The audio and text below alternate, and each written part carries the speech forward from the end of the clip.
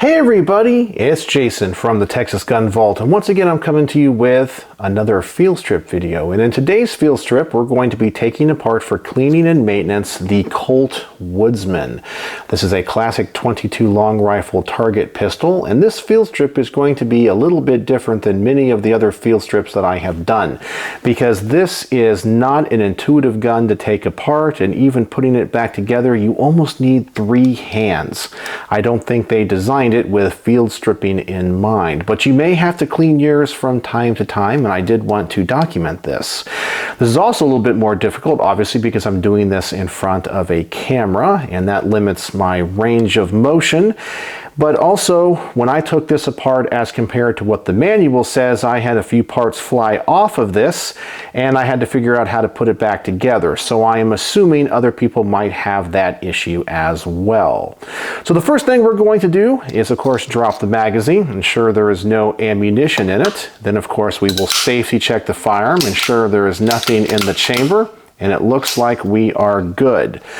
The next thing we're going to need to do is to take off the grips. And normally this is not something that is part of a field strip, but in this gun it is, because there's going to be a pin behind the grips that we are going to need to get to. And these grips are held on just by one screw.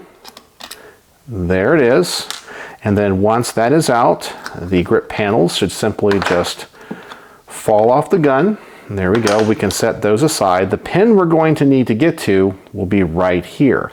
But before we do that, we have to compress the recoil spring assembly, which is inside of the slide. So we're going to have to pull this all the way back, and there's a little button that we will have to push. So we'll pull it all the way back, then we will push that down. I should also mention, actually before I do this, you do need to dry fire this gun. And yes, this gun is safe to dry fire according to the manual. So we'll dry fire it. We'll pull the slide back and we'll push that button down, and that should allow the slide to move freely because the spring is compressed. Now what I would do is put the slide all the way forward and put the safety on. You do not want that trigger to be pulled, nor do you want this slide to come back.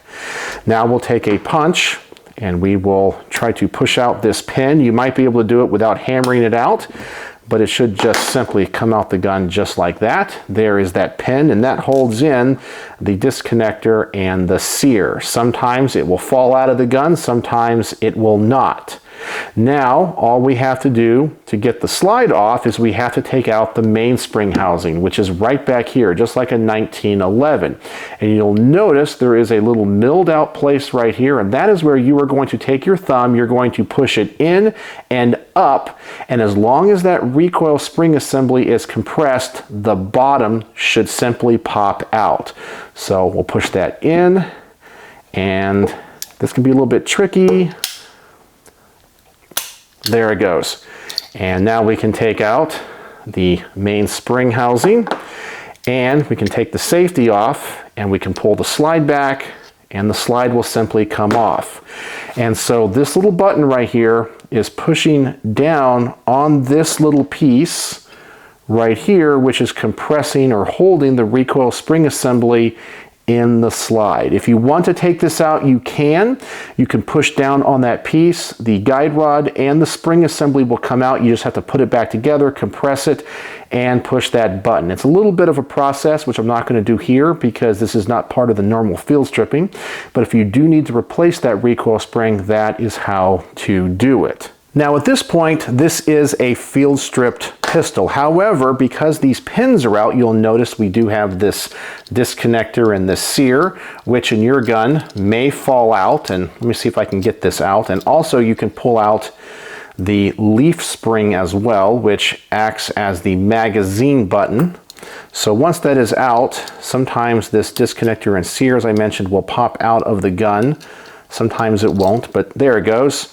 And so just in case yours falls out, I wanted to show you how to put all of this back together. But before I do, let me go ahead and clean all this up, wipe it down, and then I'll show you how difficult this is to reassemble. Now I know what some people are going to say. This doesn't look all that bad to put back together. Well, I've actually had a little bit of practice doing this. I've had to try this about 5 or 6 times before I felt ready enough to actually put this on camera, but I'm sure I'm still going to have a few issues. Now, putting it back together is not exactly the same as disassembly in the opposite order. I guess you could do it that way, but it's going to make it a little bit more difficult. But I want to show you how I figured is the best way to put it back together.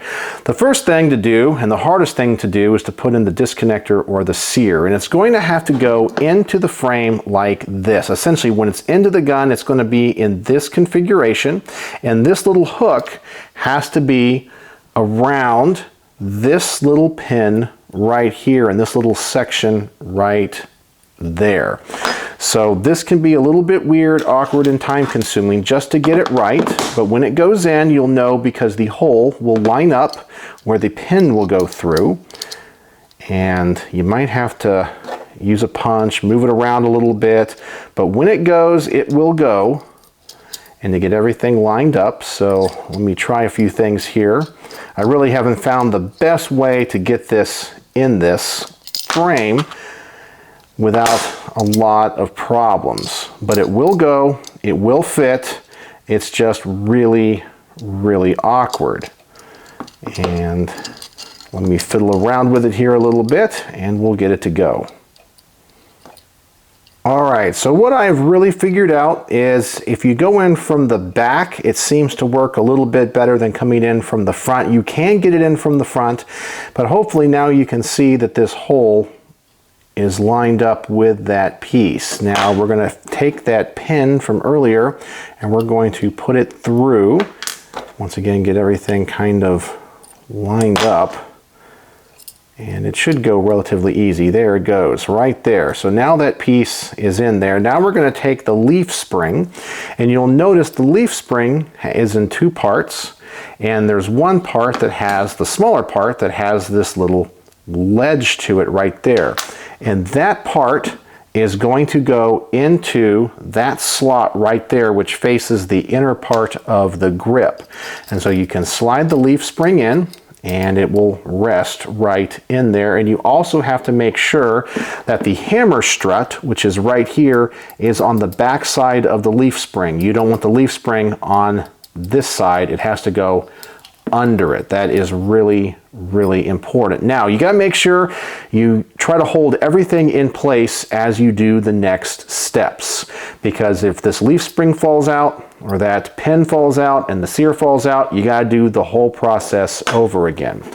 So as long as that recoil spring is still compressed, we are going to put the slide over the rails, and then we're going to put the safety on again, preventing that slide from moving and from the trigger being depressed. Now we're going to take our mainspring housing and we're going to go up into the gun, and you'll notice there is a little ledge right here, which is going to correspond to a ledge inside, and you're going to go up, it's going to come down, and then you'll be able to snap this part over this pin right here. But you got to make sure that leaf spring is all the way in. And the last thing you have to try to do is you have to get this hammer strut right here, which does move. You have to kind of jiggle it around to make sure it goes where the mainspring plunger is. So you just can't pop it in there if it's not all lined up. You can start it, but then as you get it started, you might have to adjust the pistol down, get that hammer strut to come down to where it's supposed to. But now you see that leaf spring has come out. So let's push that leaf spring back up. And if everything lines up, you'll know, because the main spring will actually compress and you can pop it up into the frame. And when it does, it will snap over that pin just like that. And now that is back together. And so all you have to do now to release the recoil spring is take the safety off, and if we pull the slide all the way back, that should release that little plunger on the top, and it does. And that's the slide moving there. Then all we have to do is put the grips back on the gun. Make sure everything lines up. And on this side, just so you know, this grip will slide into the slot. As you can see, there is an opening here on the bottom, and that can just slide right in. And let's put that screw in. Then let's tighten it down. Let me hand tighten it first. I don't want to damage anything, especially on a beautiful, very old firearm like this. And then we'll put it into the screwdriver. Tighten it down. Not too much though. There we go. And then of course we can take our magazine, insert the magazine, and then function test the gun. And as I mentioned, according to the manual, this gun is safe to dry fire, so we will pull the trigger. And then make sure the trigger resets, and we are good to go. And as you can see, the field strip of the Colt Woodsman is quite a long and arduous process, and very different than many other guns that I have done this with. So I hope this video helps somebody in the future, whether you're just interested in how this gun operates, or you own one of these and can't figure out how to take it apart and put it back together. So I do hope this video helps somebody in the future. So let me know what you think in the comment section below. And as always, thanks for watching.